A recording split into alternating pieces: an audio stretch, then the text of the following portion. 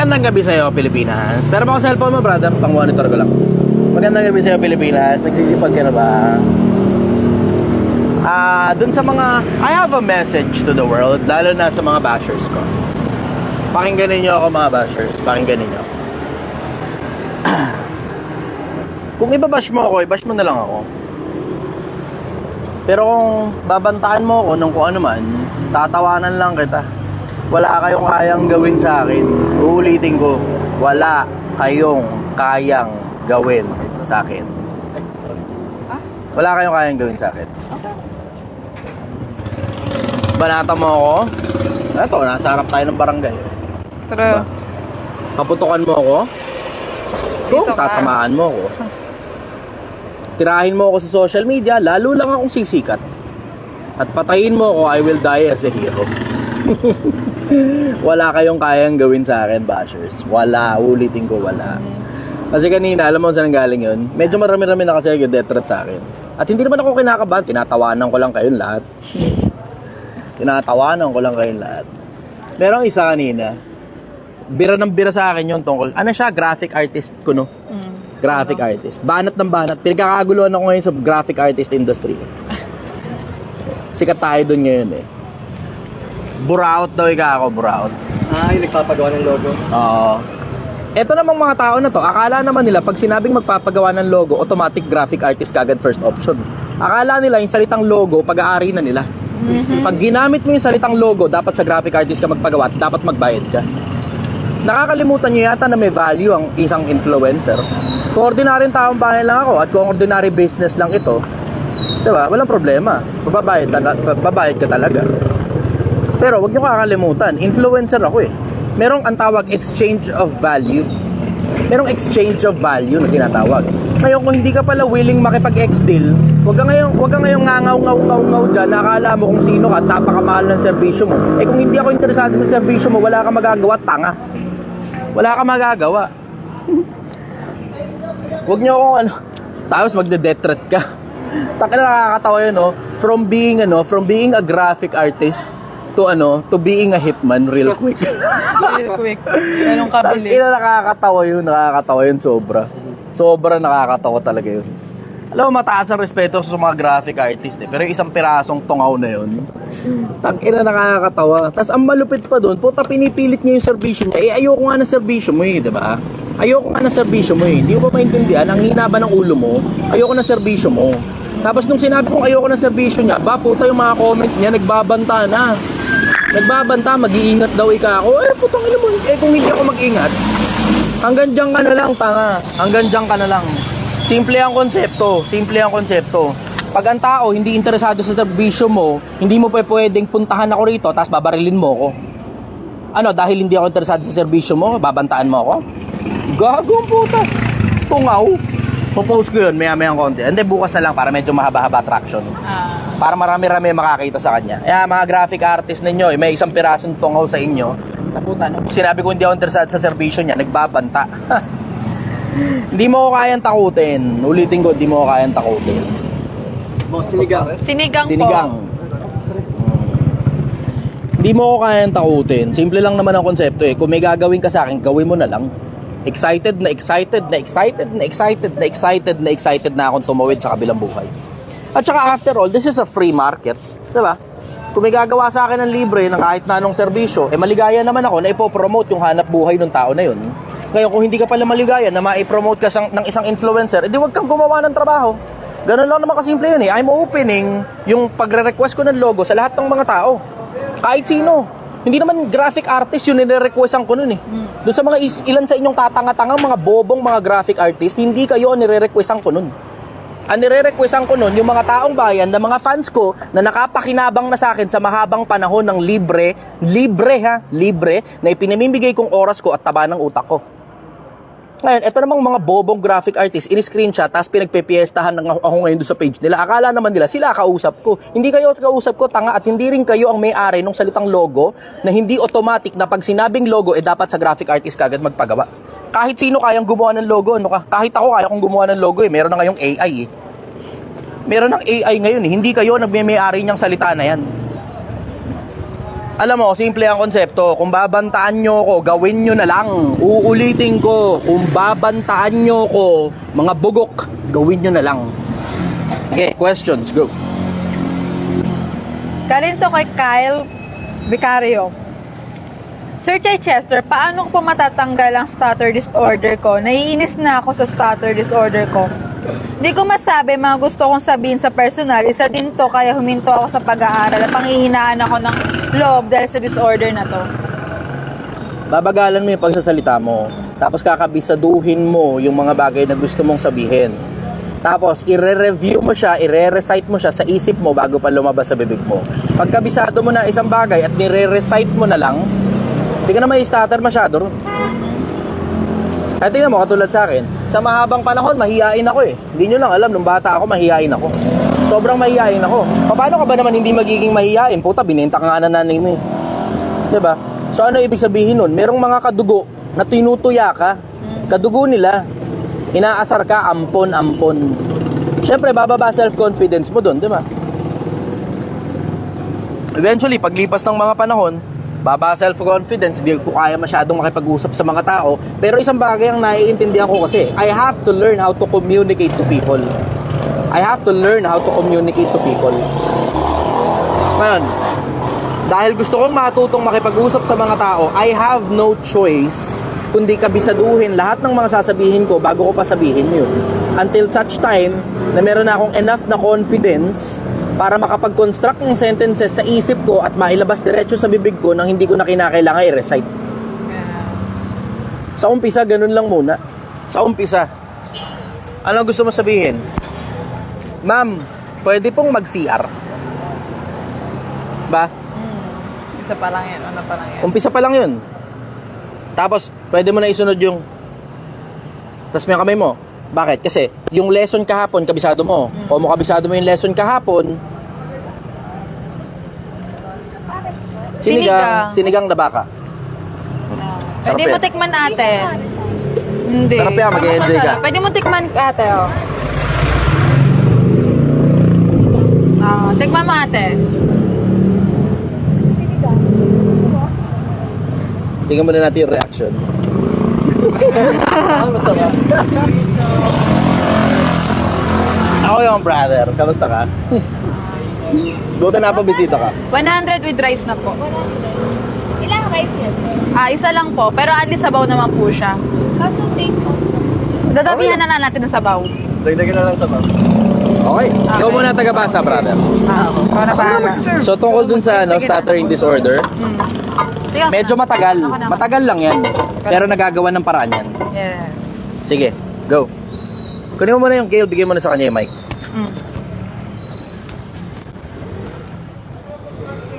Okay. Go. Next question. Ang ganda ng cellphone mo ah. Hindi. Dahil rear camera pala. Brother, good evening. Okay, go. Ito, tanong from Kurt Bryce Gutierrez. Somehow related sa tanong kanina. Sir, how to be confident in public speaking as student, kailangan ko pa? Nung nagsisimula ako, bine-breakdown ko sa isip ko kung paano ginagawa ko eh. So, define confidence muna. Para sa akin, ang definition ng confidence, it's an art that you put in everything that you are outstandingly good at. Yun yung ang tawag originality. Yun para sa akin yung confidence. Ngayon, tungkol dun sa confidence sa pagsasalita, nung nagsisimula kasi ako sa pagsasalita, naaalala ko yung mga panahon na sinimulan ko na muna sa debate. Doon muna ako nagsimula sa debate. Para mabilis tumaba yung utak mo, para mabilis kang tumalino, kailangan mabilis kang mag-isip. Pero bago ka muna bumilis mag-isip, magsisimula ka muna sa bagal. Tapos sa bagal, doon ka muna magsisimula. Unti-unti, dahan-dahan, hanggang pabilis ng pabilis yung isip mo tungkol sa maraming bagay ng buhay. Ngayon, naaalala ko kasi yung panahon na kinakabisado ko muna yung isang bagay bago ko ilabas sa publiko. Yung mga punto de vista, yung mga references, kinakabisado ko muna bago ako umarap sa mga tao. Ako nang bahala rito, bro. Bago ako umarap sa mga tao. Until such time that I know my craft well enough to be able to face the public at sabihin kung ano man yung gusto kong sabihin, na merong enough na, ayokong gamitin yung term na confidence kasi ang tinatanong niya nga sa akin, confidence mismo eh. Merong enough na sureness, certainty in my voice that I was able to make people believe whatever it is that I am saying. Yun, doon muna ako nagsimula. Doon sa kinakabisado ko muna yung mga bagay-bagay, pati yung paraan ng pagkakasabi ng mga inidolo ko nung panahon na yun. Ngayon, your failure to imitate your idol is your originality. Yung combination din ng originality ng mga idol mo, yun na ngayon ang originality mo sarili. Yung combination ng originality ng mga idol mo. So, pili ka ngayon ng mga iidolohin. Alam mo people, Philippines, pumili ka ng mga taong pakikinggan. Doon ka sa mga matataba utak, doon ka sa may matututunan ka. Hindi puro entertainment lang. Entertainment is good. Pag stress ka, pagod ka, entertainment is good. Pero pag pinuno mo ang buhay mo, punong-puno na lang ng entertainment, tawanan na lang, joke time na lang, prank-prank na lang. Pag pinuno mo buhay mo ng ganyan, mawawalan ng sense ang buhay mo. Tapos pag nawalan ng sense ang buhay mo, makikita mo, dahil sa kakulangan ng achievement, ikaw na rin mismo nagdudwindle down ng buhay mo. Kaka-anxiety ka, nagkaka-depression ka, tapos niloko ka pa ng jowa. Yan ang sagot ko ron. Next question. Nawala. Teka lang. What can you say about hiring a relative para maging employee? Hindi ako nag-hire ng relative. Ang dahilan kasi masakit sa ulo yun eh. Isipin mo yung konsepto na pag kailangan ng tanggalin, hindi mo na kayang tanggalin. Bakit? Kasi, ang nangyayari, ichichismis ka ngayon. Ikaw na ngayon ang pinakamasamang tao sa buong pamilya. Yun ang problema. Kaya hindi ako nag-hire ng relative. Sige, next question. Eto, from Sha Borja. Paano maging matatag kagaya mo against all bashers? Hindi, meron kasi ang swerte na wala sa inyo eh. Ang swerte ko kasi wala akong kadugo, wala akong kapamilya, wala akong asawa, wala akong anak. Kasi stand alone lang ako. Merong mga tao kong minamahal ko at mahal din naman ako pabalik. Pero other than that, wala kasi ako ng mga parang stability ng emotions na katulad nung sa inyo na meron kayong pag-albaw, bumagsak yung emotion mo, nandiyan ang nanay mo, ang tatay mo, ang ate mo, ang kuya mo, ang lolo mo, ang lola mo, ang jowa mo, kung sino-sino sa paligid. Wala kasi akong ganun eh. Na meron, oo, pero hindi ako maasa ron sa mga ganun. Stand alone ako sa sarili ko. Yun ang pinanggagalingan ng tibay ko. Yung ako lang kasi mag-isa, walang ibang madadamay pag binaril ako sa ulo. Yung ako lang mag-isa. Yun lang dahilan. Pero alam mo, sa akin, simple ang konsepto eh. Yung mga problema mo, ayusin mo. Kakaayos mo ng kakaayos ng problema mo. Lahat ng problema mo, ayusin mo. Lahat ng improvement na gusto mong mangyari sa sarili mo, ayusin mo. Tapos unti-unti, kakaayos, magpi-flip yung mindset mo from worrying about problems, from focusing on problems, to actually finding resolution in all of those problems. Tapos makikita mo, unti-unti, habang nare-resolba, naayos, yung mga sitwasyon at mga problema sa buhay mo, mapapansin mo sa sarili mo, patibay ka ng patibay.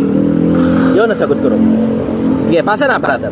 May nagtanong kanina pero hindi ko na makita. Tinatanong niya, masasabi mo bang healthy lifestyle ka? Hindi. Siguro dahil bata pa ako, abusado ako sa katawan. Hindi pinopromote ko ang healthy lifestyle, pero ako mismo hindi masyado. Kasi hindi ko naman sobrang inaabuso sa sarili ko. Yun ang sigurado ko. Ibig sabihin, paminsan-minsan, nag-workout ako. Minsan, 2-3 beses sa isang linggo, nagpo-push up ako. Dati araw-araw, pero syempre, every now and then, tatamarin ka rin eh, diba? Lalo na kapag ganitong bugbugan man na itong trabaho mo, ang hanap buhay ko ngayon. Itong ginagawa ko ngayon, nagbubuhat ako ng ano rito eh. Nakita nyo naman yung sako ng bigas na nakaraan na binubuhat ko, diba? Anong Sinigang. Sinigang, brother. Sinigang na baka. Sinigang na baka. Pwede mo tikman, kuya. Patikim mo si kuya. Isa po. Ang order? With rice. Kakain mo dito. Okay, brother. Okay. From Reka M. Arce. Aha. Question niya, what strategies do you use to stay motivated during challenging times? Hindi na sa akin motivation, disiplina na eh. Dinidisiplina ko kasi isip ko, ito disiplina ko pagdating sa isip ko. Hindi ako nakikinig ng mga sad music. Hindi mo mapapakinig ng sad music. Yung willingly gusto kong makinig ng sad music. Hindi ako nakikinig ng mga ganun. Kasi bababa emotion mo eh. Pag bumaba ngayon ng emotion mo, bagsak ang emotion mo, mawawalan ka ngayon ng motivation, mababawasan. Doon muna simulan yan eh, mababawasan yung motivation mo. Hindi ako nakikinig ng mga sad music. Laging ang music ko, pambaragat. Kung hindi heavy metal, classical. Kung hindi classical, rock. Kung hindi rock, hip-hop siguro, konti. Heavy beat. Tapos, puro mga heavy beat eh. Epic na mga music. Tama. Yun isa sa mga disiplina ko. Kasi, alam mo, maingat na maingat ako eh. Kasi isipin mo yung konsepto na kailangan ko talagang mag-ingat eh. Hindi katulad sa inyo, okay lang sa inyo kahit bumagsak ang emotions niyo, ayos lang kayo eh. Bakit? Kasi may asawa ka, may anak ka. May magpapalakas ang loob mo eh. May pamilya ka, magulang mo, nanay mo, tatay mo, ate mo, kuya mo, may mga kamag-anak ka, may mga kasama ka sa bahay eh. In my case, hindi ganun eh. Hindi ganun eh. Pag ako bumagsak, wala akong maasahan eh. Pag ako bumagsak, wala akong maasahan. Although andyan yung kasintahan ko, pero she's not there all the time. Although andyan si Gail, she's not there all the time. So alam mo yun, wala akong maaasahan, kaya maingat na maingat ako sa state of mind ko, maingat na maingat ako sa emotion ko, maingat na maingat ako sa motivation ko. Maingat na maingat. So sa akin, hindi na motivation eh. Tapos na ako dun sa spark. Sa akin, disiplina na diretso. Disiplina na. Yung motivation kasi, it's a good start. Para makapagsimula ka, kailangan mo ng motivation. Nakita niyo yung ginawa ko sa Pilipinas, di ba? Nakikita niyo yung Project 1M, di ba? Technically, motivation ito eh. Tapos may konting disiplina ka rin matututunan at the same time, pero generally motivation ito. Bakit motivation? Kasi may mga tao kailangan lang talaga ng spark, kailangan lang talaga ng dahilan kung bakit kailangan nilang magsimula at kailangan nila ng someone na makikitang nagsimula para gayahin nila. Parang crank. Alam mo sa motor, 'di ba? Yung anong tawag doon, yung sinisipa ng paa? Kickstart. Kickstart, 'di ba? So, yung kickstart, nakakabit yun sa mga gear sa loob ng makina. Na pwede mo namang i-push start eh. Pero ito problema, paano pag hindi gumagana push start? Talagang mahina talaga eh. Technically, push start, ikaw na mismo sa sarili mo yun. Sarili mo yun, napapaandar mo sarili mo. Pero paano pagka hindi mo talaga kayang paandarin ang sarili mo? Doon na ngayon kailangan mo na ngayon pakinabangan ng kickstart. Mas mahirap yung kickstart. Pero you have to ask motivation from somebody else. Ganun yun, parang kickstart ang motivation. Kapag talagang hindi kaya ng push start, kickstart mo na. Wala kang choice eh. 'Di ba? So in my case naman, hindi naman na kailangan kasi gumagana push start ko.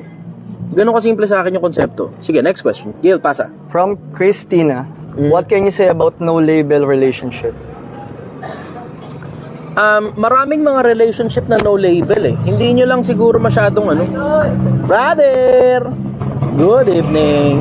Hindi nyo lang siguro masyadong napapansin pero napakaraming relationship sa paligid no label eh. Isipin mo yung bawa, yung konsepto lang na magkapit-bahay kayo, diba? Yun may label yun, magkapit-bahay. Pero yung ang dahilan ng label ninyo kasi yung bahay ninyo magkalapit. Pero kayo bilang human beings, label nun? Hindi mo naman makonsider na magkaibigan. Mako-consider mo magkakilala, pero kino-consider mo ba talaga magkakilala lang? Pero hindi mo rin naman kino-consider na magkaibigan. Diba? Gets mo yung konsepto? Parehas kayong lalaki, hindi naman kayo magtrope eh. Hindi kayo magkaibigan. Pero nagbabatian kayo. Bakit kayo nagbabatian? Kasi nga magkapit-bahay kayo. Di ba no label lang din naman ang tawag doon bukod sa magkapit-bahay? Di ba? Yung relationship nyo bilang mga tao na nagkataon lang kaya tinatawag na magkapit-bahay kasi magkalapit lang yung bahay ninyo. Di ba? Baka ibig niya sabihin yung may mga landian, may nangyayari pero walang label as boyfriend, girlfriend. Masakit sa ulo yun eh. Pero marami talagang gumagawa ng ganun eh. Bakit? To avoid heartaches. Di ba? Para makaiwas or worse, baka may jowa, may asawa si lalaki o si babae. Kaya wala sila label. Mas worse dyan pag hindi lang pinapaalam sa'yo kaya hindi tuloy malagyan ng label. Diba? Yun ang masasabi ko ron. Next question. Tanong naman po ito ni Isaya Yangi. Sir, anong mapapayo mo sa mga kabataang kagaya ko para umangat ang buhay? Hindi ko alam kung ano ibig sabihin ng kagaya mo eh. Baka yung kabataan lang siguro eksakto. Unahin nyo muna pag-aaral mga kabataan. Huwag kayong tanga, huwag kayong masyadong makinig sa mga influencers na ulul na sinasabing huwag ka nalang mag-aral, tumiskarte ka na lang. Hindi mo alam kung gaano kahirap bilang magulang na magpaaral ng anak na ang dahilan kung bakit mo pinapaaral yung anak mo kasi gusto mo magkaroon ng maayos na kinabukasan. Tapos ngayon, eto ngayon ang isang influencer na sira ulo, sisirain ang ulo mo, tapos sasabihin huwag ka nang mag-aral, tumiskarte ka na lang. Na para bang ang dating, pinalalabas ngayon, magrebelde ka sa magulang mo. Mga kabataan, huwag kayong ganyan. Maalala nyo sana na yung mga magulang, hindi naman ibig sabihin ng magulang, yun yung naglabas sa'yo sa mundo eh. Diba? Maaaring ang magulang mo, tsuhin mo, tsahin mo, o lola mo, pinapaaral ka. Diba? Mag-aaral ka. Tapusin mo pag-aaral mo, tabaan mo utak mo, galingan mo, tindihan mo, lupitan mo. Bakit? Kasi kung gusto mo mag-succeed sa buhay, yung success nila dito, money, power, and fame eh. Yeah. And for you to be able to gain money, power, and fame, you need intelligence. Kasi kahit gaano karami ang pera mo, nanalo ka sa loto, kayang maubos yan, wala pang 5 taon. Totoo. Dahil lang wala, you don't have the necessary skill to retain money. Di ba? Alam mo, Pilipinas, mga kabataan, tabaan nyo utak nyo, galingan nyo, lupitan nyo, tindihan nyo, sa eskwelahan pa lang, at paglabas nyo sa tunay na buhay, isabay nyo ngayon yun na pag-aralan ninyo. Pilipinas, huwag ka masyadong mangmang para maniwala sa kanila na sinasabi nila na para bang pag mas bobo ka, mas malayo mararating mo sa buhay. Hindi totoo yan. Ang dahilan kung bakit nila pinagtsatsagaan na hilutin ang isip mo, kasi tignan mo, wala namang pakinabang sa kanila talaga yan kung talagang yun lang talaga ang purpose eh. Kung ang talagang purpose lang, kung bakit sila nagsasabing huwag ka na mag-aral, dumiskarte ka lang, dahil nagmamalasakit sila sa'yo, walang pakinabang yun. Ngayon, titignan mo ngayon yung ulterior motive. Ano ulterior motive? Kaya pala nila sinasabing huwag ka na mag-aral, dumiskarte ka na lang kasi may ipapabenta pala sila sa yung produkto nila. Kaya pala nila sinasabing huwag ka na mag-aral, dumiskarte ka na lang kasi papasok ka pala nila sa networking nila. Ano ngayon na ibig sabihin? Yung pera sa kanila papasok eh. Pilipinas, huwag mong tangahan. Kaya pala ayaw kanilang mag-aral, dumiskarte ka na lang kasi may binibenta pala silang course. Kaya nila sinisiraan yung educational system natin sa gobyerno kasi may ibinebenta pala silang alternative learning. Na magkano yun? 8,000, 9,000, 10,000, iba 15,000 pa. Imagine mo, mag-sign up ka ron sa mga yon, huwag kang mag-aaral sa totoong eskwelahan. Pag nakagraduate ka sa totoong eskwelahan, may trabaho ka agad, madaling makahanap ng trabaho. Pag nag-sign up ka rito sa mga putang inan to, tignan mo kung makahanap ka ng trabaho, gamit mo yung diploma na binigay sa'yo ni MJ Lopez. Sige, tignan natin. Yung diploma binigay sa'yo ni Franklin Moñaño. Sige, tignan natin kung makahanap ka agad ng trabaho gamit yung mga yun. Makita sa resume mo yun, ay, gumraduate pala to kay MJ Lopez. Ay, gumraduate to kay Franklin Moñaño. Ay, hindi pala eskwelahan talaga yun. Ay, pinangalanan lang pala ni MJ Lopez na university yun. Pero hindi pala totoong university yun. Bakit? Ano ba requirement para magkaroon ka ng sariling university? Kailangan meron kang graduate school na merong sariling staff. So, ibig sabihin, tapos na ng kolehiyo, tapos nag-aaral ng susunod na antas pa ng pag-aaral, maaaring abuga siya o kung ano man, ngayon pwede ka na ngayon magtayo ng university. Pero hindi yan katulad ng ginawa ni MJ Lopez na basta na lang nagtayo ng sariling university out of nowhere. Hindi yan ang totoong standard. Hindi yan ang standard. Kaya kita mo, hindi niya masagot-sagot yung sinasabi ko sa kanya paulit-ulit eh. Di ba ang sabi mo nung nakaraan, MJ? Sabi mo, yung pan-tuition fee, ipang-business na lang. Bakit ka nagtayo ng course? Akala ko ba yung pan-tuition fee, ipang-business na lang? Ba't nagtayo ka ng course? Sige, pakipaliwanag mo nga yan. Saan ngayon gusto mo ang punta ng pera? Ayaw mong pumunta sa totoong legit na institusyon ng gobyerno, ang gusto mo sa bulsa mong pumunta, ganun ba? Ako nagtatanong lang naman, hindi naman libelous yan eh. Questioning yan eh, di ba? It's an art of questioning eh. Kinu-question ko kung ano ginagawa mo. Sinasabi mo na wag nang mag-aral at ipang-business na lang yung pera. Okay? Bakit ka nagtayo ng course kung sinasabi mo na yung pera pala pang-business na lang? Bakit may course ka ngayon? At bakit sinasabi mong may university ka? Diba? Merong isang page niyan, MJ Lopez University eh. Diba? Nakita nyo ba yun? MJ Lopez University? May university siya eh, nakakapagtaka. Akala ko ba ang sabi mo yung pang tuition fee, pang business na lang? Ano ngayon ang ginagawa mo? Mga kababayan, alam mo, matuto kayong mag-isip mga kababayan. Huwag kayong masyadong mangmang para maniwala na lang basta sa kahit sinong influencer. Kahit sa akin, huwag ka basta na lang maniwala. Gamitin mo kukote mo kung tama pa ba yung sinasabi ni Chester. Gamitin mo kukote mo, kaya ka binigyan ng Diyos ng isip para gamitin mo yan. Hindi yan para magpauto na lang sa kung sino mang may isip na alam niya kung ano ginagawa niya at alam niya naman kung ano talaga ginagawa niya eksakto. Matuto kang unawain kung ano ginagawa, hindi yan dahil nagmamalasakit sa'yo, Pilipinas. Diretsahan lang tayo. Yung mga ginagawa ng mga influencer, hindi yan dahil nagmamalasakit sila sa'yo. Ginagawa nila yan para kumita sila. Is there anything bad about it? Walang masama na kumita ng pera. Pero pag nakakasira ka na ng buhay ng kapwa-tao mo para lang kumita ka ng pera, pukin ang ina mo. Thank you, brother. Yun ang sagot ko ron. Sige, next question. Eto, tanong naman po ito ni Arnold National. Lods, anong masasabi na sa LTO na nag-i-issue ng papel na license pero pag kukunin mo na yung card, pabalik-balikin ka pa, sa tingin nyo po? Pwede ba bilhin ng kanin lang? Pwede. Kasi asawa ko may nagbigay ng ulam sa kanya. Kanin. Walang kanin. Nagbuwan ka. Sakto. Sige. Pwede. 15 lang, brother. May sabaw. Sige, Sabaw pwede. lang. Papatikin po sa Sige. kanya. Yun nga yung tanong niya, ano daw masasabi mo sa LTO na ano? Pinagit ko ka nga dito kay. Sabi, sino siya? Yung MCR. Oo, yun yun. Thank you. Kasi ano yun eh. Pagsukin ko tapos ng ingat yan eh. Talaga. Mabait na tao. Okay. So, as I was saying, tungkol dun sa problema ng LTO, alam mo, problema ng ano yan, problema ng gobyerno yan eh. Isa sa mga trouble ng gobyerno yan eh. Meron akong pakiramdam na may problema talaga dyan. Kasi alam mo, bayad naman ng tao. Alam mo, hindi ko maintindihan sa LTO eh. LTO, pakipaliwanag nyo nga yan. Kasi subsidized ng gobyerno yan, yung mga cards na yan. Ako nagtataka, bakit subsidized ng gobyerno, pinababayaran nyo pa? Lagyan ko po ng ano? Bakit? Hindi ko rin maintindihan yan. Kasi hindi ko rin maintindihan kung bakit pagka sa recto ka kumuha ng lisensya, laging may card. Pero pag sa LTO ka kumuha, lagi nawawalan. Hindi ko alam bakit gano'n. Ba't ano ba yung mas updated pa recto kaysa sa inyo? Mas magaling pa silang kumuha ng supply ng card kaysa sa inyo? Eh sila nga yung peke eh. Dapat kayo yung gobyerno, kayo yung magaling kumuha ng kung saan nyo makukunin yung mga card na yan. Hindi ko nga rin maintindihan yan. Totoo, hindi ko rin maintindihan. Bakit nagkakaganyan dyan ng LTO? Ewan ko ba? Ewan ko sa inyo. Bahala kayo sa buhay nyo. Buti na lang wala ako sa politika. Hindi lahat ng bagay kaya kong sagutin. Pero yung mga bagay na yan, masasagot ko lang siguro yun kapag naintindihan ko na kung paano tumatakbo LTO. Magkano yun? 50, sir. So, bale, ang sukle, 35, no? 35. 10, 20, 30, 5. Okay, thank you very much, brother. 35 pesos. Yan, sabaw, Gil. Meron na. Meron na? Okay, sige. Thank you, brother. Salamat. Good night. Sige, go. Next question. Tanong ito ni Luis Concepcion. Di ba sabi mo libre ka dyan na nakapwesto? Paano naman kaming ordinaryong mamamayan? Ano na lang to? Palakasan na lang po ba? Di porket influencer guys, nakakakuha ka na ng libreng posisyon. Nasa probinsya ako. Huwag kang tanga. Nasa probinsya ako. Sa probinsya, mas maluwag-luwag dito kaysa sa Maynila.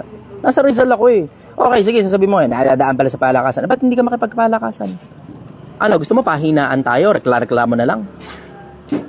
Alam mo na nga eh, di ba? Matagal ko na sinasabi sa inyo, matuto kayong sumipsip eh. Ang tagal ko na sinasabi sa inyo, paulit-ulit na ako niya. Tignan mo, kaya ka ngayon reklamador, kasi nga ang tanga mo nga, paulit-ulit ko na sinasabi sa inyo, sumipsip nga kasi kayo. Hindi kayo marunong, ang tatangan nyo eh. Simple lang naman ang konsepto eh, di ba? Kung gusto mo talagang umusad sa buhay na malayo mararating, kilalanin mo kung sino mga nasa ibabaw, dapat paborito ka ng nasa ibabaw. Nasa Pilipinas ka, tanga. Palakasan talaga rito. Kung hindi ka marunong makipagpalakasan, o di magreklamo ka na lang hanggang mamatay ka, gago. Diba? Ganon ka simple. Simple lang naman ang konsepto eh, diba? Nagrereklamo ka tungkol sa palakasan. Ba't hindi ka makipagsabayan sa palakasan? Gasino lang naman magbigay ng isang pirasong ulam at saka kanin sa barangay ah. Oh, sige. Naging paborito ka pa. Hello, good evening. Brother, hello, kamusta kayo? Alive ako. Hello, kain. Boss mo, ganun lang naman kasimple eh. Huwag mong tangahan, huwag mong bubuhan. Alam mo nang palakasan eh. Ang tanong, ano gagawin mo? Totoo. Hindi pwede reklamo ka lang sa buhay. Hindi pwede yan, reklamo na lang, ganyan-ganyan na lang tayo. Paano na may mga ordinary tayo ba? Takin mo, baka nakakalimutan mo, kahit saan pwede kang pumesto hanggat hindi ka nasisita. Pag nasita ka, pwede kang makiusap o pwede kang lumipat. Ano gagawin mo? Magreklamo ka na lang, ganyan ka na lang. Hanggang mamatay ka, ganyan ka na lang. Pumunta ka pa sa comment section ko para ganyan ka. Diba? Kailangan mo ba talagang pumunta pa sa comment section ko para ganyan ka? Diba? Pero yan, nakapakinabang ka na ngayon, nasagot ko ngayon yung tanong mo. Alam mo na ngayon na palakasan sa Pilipinas, matuto ka ngayon makipagpalakasan. Ganun kasimple ang konsepto, huwag kang tanga. Ulitin ko, huwag kang tanga na lumalabang ka, tapos ayaw mong makipagpalakasan. Taka na, hindi naman masama yan eh. Ang tawag dyan, pakisama, tanga. Matuto ka kasing makisama. Hirap kasi sa inyo, ang hilig nyo kasing reklamo na reklamo, maghapon magdamag na nagre-reklamo, hindi kasi kayo marunong makisama. Hirap sa inyo eh, di ba? Ang gusto nyo kasi, kayo lang yung nakikinabang. Yan ang hirap sa inyo. Ang gusto nyo, kayo lang nakikinabang. Hindi pwedeng ganun, hindi pwedeng lahat ng gusto mo gagawin mo sa lahat ng lugar kahit hindi naman iyo. Ngayon, alam mo nang may namumuno dyan eh. Ba't hindi ka ngayon pumunta ron sa barangay at magpaalam ka katulad ng ginawa ko? Nakita niyo naman yung ginawa ko, diba? Nagpaalam ako. Hindi ako basta na lang pumunta rito nakipagpalakasan. Hindi ganun. Nagpaalam ako, nag-abiso ako ng maayos. Pwede mo rin naman gawin yun eh. Kung payagan ka, edi good. Kung hindi ka payagan, edi lumipat ka na ibang lugar na pagtitindahan mo. Ganun lang naman kasimple yun eh. Sige, next question. Wait lang, sir. Ay, sige. Nagsasandok pa pala. Nagsasandok okay, pa eh. Sige, ako muna magbabasa. Babasa ta. Okay, so live pala hanggang ngayon. Live tayo hanggang ngayon. Live tayo. Watching from Dubai. Kamusta kayo dyan sa Dubai? Mag-iingat kayo sa mga linta rito sa Pilipinas. Okay. Brother. Muna, tumigil yung nawala yung mga comment. Pinutin ko muna, technical difficulty ako. Paano nyo madideal if na-abandon ka na ng lahat ng pamilya, ha? Ito sana. Ito. Okay. Paano mo madideal kung na-abandon ka na lahat ng pamilya? What's the possible reason bakit nangyari to? Ganito, wag mo na lang alamin kung ano dahilan, kung bakit nangyari yun. Tsaka mo na lang alamin yan. Unahin mo muna ayusin sarili mo. Inabandon na ka ng pamilya mo. It doesn't matter. Kilos ka na, galingan mo na kagad, lupitan mo sa sarili mo. Ayusin mo sarili mo, galingan mo sa sarili mo, tindihan mo sa sarili mo. Kasi at the end of the day, people come and go. Yeah. Isipin mo na lang, isipin mo na mag-isa tayo sa isang mundong punong-puno ng tao. Ulitin ko, isipin mo na lang na mag-isa tayo sa isang mundo na punong-puno ng tao. Kung may madagdag bang tao sa buhay mo na nakakatuwang sa buhay mo, magpasalamat ka. Pero pag umalis yung tao na yun, ipagpasalamat mo na lang lahat ng bagay na nagawa niyang mabuti para sa'yo. Yun ang sagot ko sa inyo. Tungkol dyan sa mga problemang pamilya.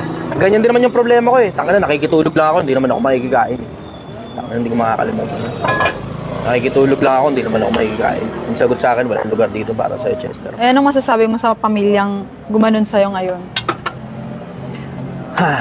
BJMP, Imus City Jail. Pa-shoutout Salute, sila, sir. sir. Salamat, KG Krame. Yung mga gumanon sa akin dati, okay lang. Hindi naman na sila nagmamatter sa akin ngayon Hindi na sila nagmamatter. Pinatawad ko na sila. Pero hindi yun para makipag-ayos pa ako sa kanila. Na makikipagpayapaan pa, tapos banding-banding pa. Tangina, hindi ako plastic na tao. Ayaw nyo sa akin orange. Ganun kasimple. Nahiya tuloy tumabi sa'yo, sir. Hindi, ito lang kayo. Hindi naman kayo nakikita Hanggang dito lang yung camera. So okay lang yan. Sir. Dito lang kayo. Hindi naman kayo nakikita Nalaglag phone ko. Okay, ang ganda naman ng kuha natin dito. That legendary, simple lang naman ang konsepto. Oh, nakuha niyo na. Nakuha niyo na. Simple lang naman ang konsepto. Sobrang simple ng konsepto. Uy, Raymond de los Reyes, brother, good evening. Mahal na mahal ko tong kapatid ko na to. Mahal na mahal ko. Boss pa shoutout daw, sir. Good evening, brother. Full support sa akin lagi yan Alam mo, isa sa mga bagay na na-appreciate ko kay Boss RDR, yung kahit alam mo yung wala naman siyang kailangan sa akin, regular nakakaalala. Regular. Na-appreciate ko talaga yun sobra. Alam mo, bihira kasi sa mundo yung mga ganong klase ng tao Yung naaalala ka kahit wala silang kailangan sa'yo. Bihira yun sobra. Bihira sa mundo yun. Maraming salamat, Boss RDR. Na-appreciate talaga ito sobra.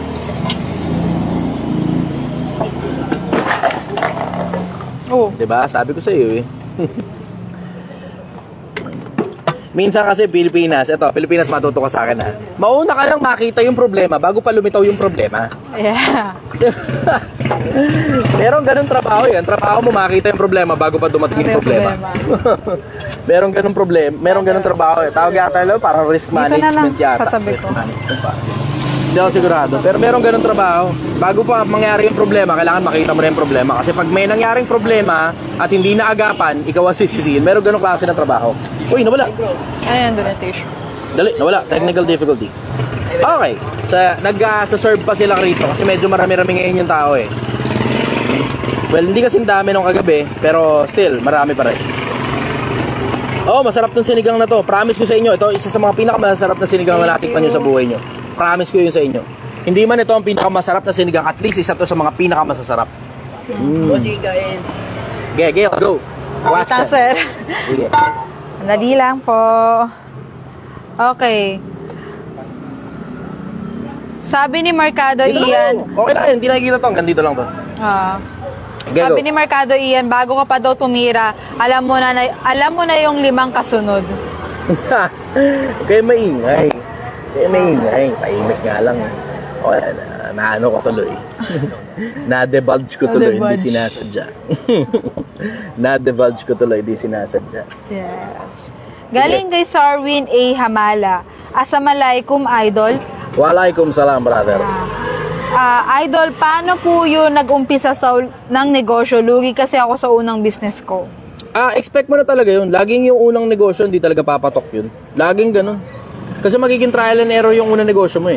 Hanggang sa matuto ka ng mga maraming mga bagay, tapos pag nalugi yung negosyo, babagsak ngayon ang ano mo, ang moral mo. Pag bagsak ng moral mo, mapapaisip ka ng maraming iba't ibang mga bagay. Kasi you have so much time to think about things eh.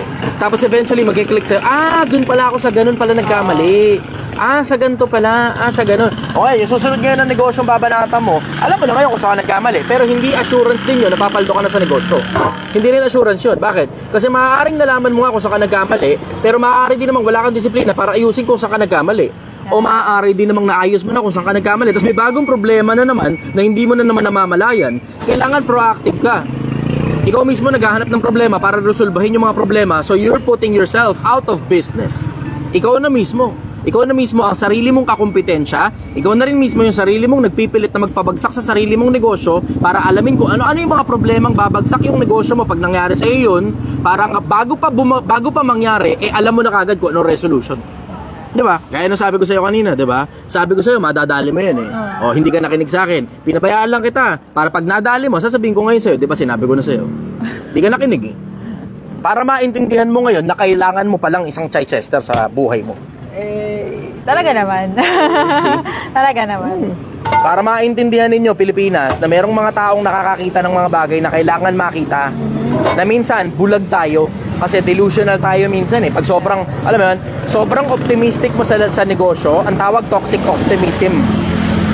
Pag toxic optimism na yung optimism mo, hindi mo na napapansin yung mga pwedeng mangyari. Sa sobrang pagka-optimistic mo, naniniwala ka yayaman. Tapos, mapapansin mo na lang yung sarili mo, nasa 5 taong ka na pala sa networking. Pero tangina, may isang gamit sa bahay, wala ka pang nabili. Ang tagal mo lang nagsasabi ng payaman. Sige, next question. Ayan. Tanong naman po ito ni Erjan De Ramos. Saan po sakto location mo, idol? Dito po ako sa harap ng mahabang parang barangay hall. Dito to sa Angono, Rizal. Ulitin ko, Angono to ha. Angono ha. Angono. Angono Ulitin ha. na, Angono. Binanganan ha. Angono ha. Sige, kakaintindihan na tayo. Si Gil kasi sumakay ng angkas galing ng Maynila. Pumunta ng mahabang parang barangay hall. Pagdating sa mahabang parang barangay hall, sir, ba't wala ka dito? Sabi ko, nasaan ka ba? Nasa mahabang parang barangay hall. Check mo yung mapa. Pagtingin niya ng mapa, puta, nasa Binangonan pala siya. Kalahating oras yung biyahe mula dun papunta rito. Alam mo, magkano bill niya? 700. Galing ng Maynila. 700, malaki pa sa sweldo niya. Ubus isang araw agad. Sige, next question. Ayan. Tanong ni Dennis Baharo Vlog. Idol, ang tanong ko, sino ba ang dapat tulungan? Yung tambay o yung negosyante? Yung negosyante. Ano tutulong mo sa tambay para lalo siyang tumambay? Hindi naman ibig sabihin na negosyante automatic na kagad na pumapaldo ng pera. Hindi mo alam kung gaano kahirap pumaldo ng pera sa negosyo. Mas madali pang kumita ng pera bilang empleyado, ano ka? Yes. Mag-empleyado ka, trabaho ka ngayon, bukas may kahit pa paano, di ba? Hindi pala bukas yung sweldo, sa 15 pa pala. At saka sa katapusan. Katapusan. At least meron ka, di ba? Ganun ka simple. Magtrabaho ka ngayon, 15 katapusan, may sweldo ka na agad. Puta, pag negosyante ka, lahat palabas, 1 taon halos, walang kinikita. Tignan mo, makikita nyo rito Pilipinas. So, nakita ninyo, may pera, di ba? Pag bumili na ako ng karne, tas bultuhan yung bili ng karne, tignan mo, ubus ka agad yung pera. Yun, next question. So ako, kung ako magsasuggest mas tulungan ninyo yung mga negosyante kaysa yung mga tambay. Kasi ano itutulong mo sa isang taong tambay? Madalas na pagkakataon yung taong tambay, ang dahilan kung bakit siya tambay kasi ayaw niya mag-apply. Ano tutulong mo ron? Bigyan mo ng pera yun, tignan mo, bukas ubos. Bigyan mo pagkain yun, bigyan mo, mamaya, tignan mo, gutom na naman yun. Siguro, pwede mong magawa ron, bigyan mo ng trabaho, kung gusto niya magtrabaho. Pero ikaw na nga nag-branding sa kanya, ang tawag mo sa kanya, tambay eh. Diba? Kasi magkaiba yung unemployed, na ang dahilan lang kung bakit wala siyang trabaho, dahil nawalan siya ng trabaho. Unemployed yun, hindi tambay yun. Ang tambay, as in by profession, yun talaga ginagawa niya. Tambay talaga siya. Sige, next question. Tanong ito ni Lexis Carion. Ito ang tanong niya, sir. Paano mo masasabing naka-move on ka na at masarap ba yung sinigang mo? Papupunta ako kasi gusto ko magpa-picture sa'yo. Masasabi mong naka-move on ka na pag natikman mo na tong sinigang ko. Smooth.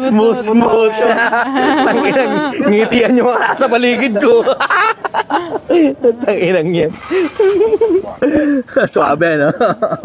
Malalaman mong pag naka-move on ka na pag wala ka ng pakialam sa kanya. Hindi yun pag bitter ka pa o pag galit ka pa o pag ini-stalk mo yung profile niya hoping na sana po kaya mong bumagsak ka pa pangka ka sana ng trend. Diba? hindi ka pa nakaka-move on pag gano'n ka pa, pag bitter ka pa. Na masasabi mong naka-move on ka na pag wala ka na talaga pakialam. Yun ang sagot ko. Hindi naman kasi ang kabaliktaran ng love hate daw eh. Ang kabaliktaran daw ng love, indifference. Nakuha ka na sa internet eh. Yung pag wala ka ng pakialam sa kanya, yun ang may ibig sabihin nung pag naka-move on ka na. Hindi yun paggalit ka sa kanya. Kasi tignan mo, pagka the more you hate, the more you love na. Sige, next question. Ayan. Tanong naman ni Kayan Maui Baragrir. Assalamualaikum Idol. From Cotabato. Tanong ko lang, anong masasabi mo sa mga tropa / kamag-anak mo na nanghihingi palagi ng discount porket kakilala o kadugo? Sabihin mo, hindi ka pa na makakabawi. Marami kasi talagang ganun. Maraming buraot sa mundo. Ako, buraot ako, sabi ng mga graphic artist. Hindi kasi nila naiintindihan yung exchange of value kung tawagin. Hindi nila naiintindihan yung concept ng exchange of value. Pagpatawad na lang natin sa kanila. Yung mga mayayamang graphic artist, naiintindihan nila yan. Alam nila yon, branding. Pag ay sina-shoutout ka o kinikilala ka ng mga influencers, automatic mataas ang presyo mo. Pero itong mga hapit na hapit sa pera, bala ka sa buhay mo. Ganun kasimple. Tumawa ka na lang dyan, hanggang tawa na lang ang kaya mong gawin. Pero tungkol dun sa tanong niya, ang pinakakaramihang burao talaga na wala talagang pakinabang, kadugo. Yun talaga, kadugo. Pinakadakilang mga buraot na walang pakinabang, mga kadugo. Karamihan yan. Hindi lahat. Huwag niyong mapagkamalian. Kaya pag ang ibig sabihin nun, pagka nakachamba ka ng kadugo na hindi buraot, puta, ingatan mo ng gusto yan. Alagaan mo ng gusto yan. Sobrang swerte mo, may ganyan ka. Kasi yung iba nga, magulang pa mismo yung buraot. Nakita nyo naman kay Hulod, diba? Kinukuha ng nanay yung pera, tapos ginagastos yung pera. Tangina, solid yun. Hindi naman yung nanay yung nagpakahirap dun sa tumbling-tumbling nung anak na championship. Diba? Maaari, sabihin mo yung pundasyon. Yung nanay naman ikaw ang pundasyon, blah blah, etc. Ginawa lang naman ng nanay yung obligasyon niya. Hindi naman siya dapat bayaran dun eh. Totoo. Diba? Ginawa niya yung obligasyon niya in the first place. Anak niya si Yulo. Brother, hello. Yan. Yan ang sagot ko ron. Ako, suggestion ko sa inyo, simple ang konsepto. Kung hindi mo gusto, kumalas ka na lang sa mga kadugo mo. Kung hindi mo gusto, kumalas ka. Lalo na sa mga Muslim, ang dami pa namang mga Muslim ang negosyante. Yes. Tapos syempre, di ba, may mga iba, tambay, gano'n. Tapos manghihingi ng discount, manghihingi pa ng libreng ganito, libreng ganyan, libreng gano'n, libreng gano'n. Yung mga ganong klase ng tao, lahat na lang puro libre ang gusto. Tangina, basura yan. Basura. Sige, next question. Ito sir, sabi ni Jay Supan, shoutout naman po ako, carrot juice naman daw. Carrot juice naman daw. Carrot juice. May nag-shoutout nga kanina, Ariel Limbagan. Shoutout to kay Carrot Girl. Tangina. Nag-ano ka na. Nagkaroon ka na ng sarili mong nagkaroon ka na ng sarili kong moniker. Carrot Girl. Ay, pag nakita nyo si Gail ngayon, nakapula siya ngayon, kulay carrot. Orange yun, sir. Orange ba yan? Sige, go, next question. Tanong naman ni Joffel Bautista. Hello, Idol. Ask ko lang po, ano po ba dapat ang pinakaunang kailangan matutunan ng mga kabataan ngayon? Marami. Pinakauna. Siguro I will say, pinakauna. Pagmamahal sa magulang. Kasi daming kabataan ngayon, hindi na marunong magmahal sa sariling magulang. Sa dami ng mga bagay na natutunan nyo sa internet, hindi kasali dun, mahalin mo magulang.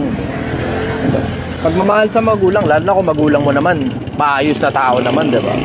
Na pinag-aaral ka ng maayos, tapos may pagkain ka sa bahay nyo, tapos may ilaw ka, tubig ka, libre, may damit ka sa likod mo, diba?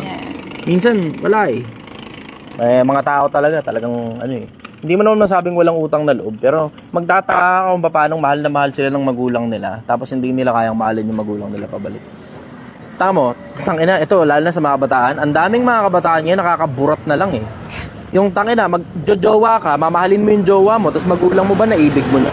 Oo, Diba? totoo yan. Tang-inang yan. Nakakaburot kaya yung mga ganun. Lalo na yung mga, nandidiri ako lalo, yung mga wala pa 18 anyos, sa tawag sa jowa niya, asawa. Yeah. Tang-ina, nakakadiri talaga. Cringe, sobra. Nakakadiri talaga. Asawa ko. Tang-ina, dirin-diri talaga ako sa Tulog ka na ganun. ba, asawa ko? Kumain ka na ba, asawa ko? Tang-ina mo, kadiri. Kadiri. Mga kabataan, matuto kayo magmahal muna sa mga magulang nyo. Unahin nyo muna mahalin ang magulang nyo. Unahin nyo muna maghanap ng Diyos sa buhay nyo. Unahin nyo muna maghanap ng Diyos sa buhay nyo. Unahin nyo muna mahalin ang magulang ninyo bago kayo mag-aral lang kung ano-anong putang inang katataas ng mga pinag-aralan. Tapos parang sobrang taas ng pinag-aralan mo, wala ka ng Diyos, wala ka na rin magulang. Sige, next question. Tanong naman po ito ni M.A. Chan Viray. Paano mo ma-invite ang taong asawa mo na walang ka-interes-interes sa negosyo na magnegosyo din? Komportable na kasi sa pagiging empleyado. Okay naman yun eh. Wala namang masama maging empleyado eh. Kasi tignan mo, isipin mo yung konsepto na siya nga maligaya na sa pagiging empleyado eh. Kung ikaw hindi ka maligaya sa pagiging empleyado, edi you do you. Diba? Kanya-kanya. Kasi pwede mo namang ayain yun eh. Pakita mo muna kung paano. Ang gusto mo, basta na lang siya magkaroon ng interest tapos hindi ka naman niya makitaan ng talagang totoong negosyo. Diba?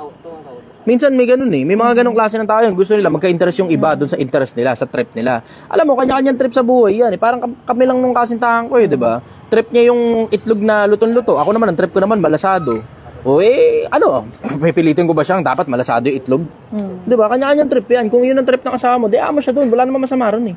Tignan mo, pag pumapaldo ka sa negosyo, okay, sige. O, tema, pakinggan nyo ako ha. So, pumapaldo ka sa negosyo. Sinigang po. Ngayon. Yes. Mm. Pwede mo tikman, kuya. 100 with rice po. Baka po. Pumapaldo ka sa negosyo. Tikman mo po yan. Isipin mo yung konsepto ha. Pumapaldo po, ka sa with rice negosyo. po. Di pwede mo kayong kuning empleyado asawa mo. Tapos pag nagka-interest siya sa mismo negosyo nyo, negosyante na rin siya. Yun. Ang pinaka mabilis na paraan para manghikayat sa akin based on experience, ang pinaka mabilis na paraan para manghikayat, ikaw mismo gawin mo. Tapos pakita mo kung paano ginagawa. Makita nyo Pilipinas kung ano ginagawa ko sa inyo. Di ba hinihikayat ko kayo?